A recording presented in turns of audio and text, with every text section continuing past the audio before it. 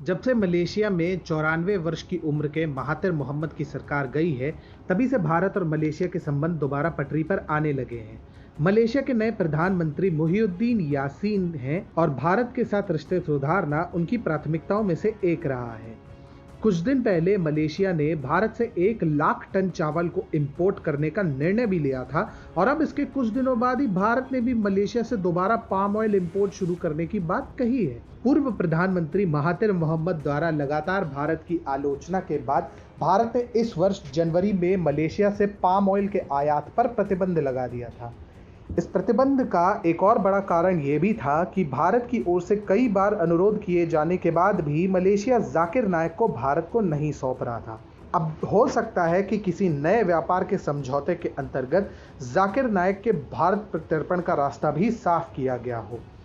ऐसा इसलिए क्योंकि मलेशिया के नए पीएम जाकिर नाइक के सबसे बड़े विरोधी माने जाते हैं। वे जाकिर नाइक के कड़े विरोधी रह चुके हैं और इसके साथ ही उसे भारत सौंपने की वकालत भी कर चुके हैं। मनी लॉन्ड्रिंग और आतंकवाद को बढ़ावा देने का आरोप झेल रहा जाकिर नाइक अभी मलेशिया में पनाह लेकर रह रहा है।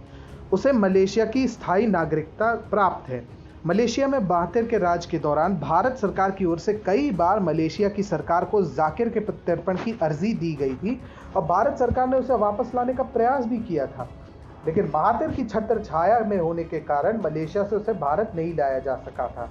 वही मुहियुद्दीन यासीन समय समय पर जाकिर नाइक की आलोचना कर चुका है। पिछले वर्ष अगस्त में जब जाकिर नाइक ने मलेशिया के हिंदुओं को निशाने पर लेते हुए उनकी वफादारी पर शक किया था, तो यासीन ने उसके खिलाफ सख्त रुख अपनाया था।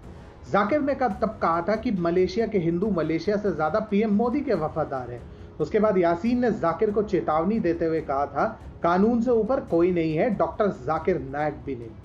उसके बाद जाकिर नाइक पर कार्रवाई करते हुए उनके सार्वजनिक भाषणों पर रोक लगा दी गई थी। मलेशिया को लेकर पहले से ही भारत का रुख साफ रहा है।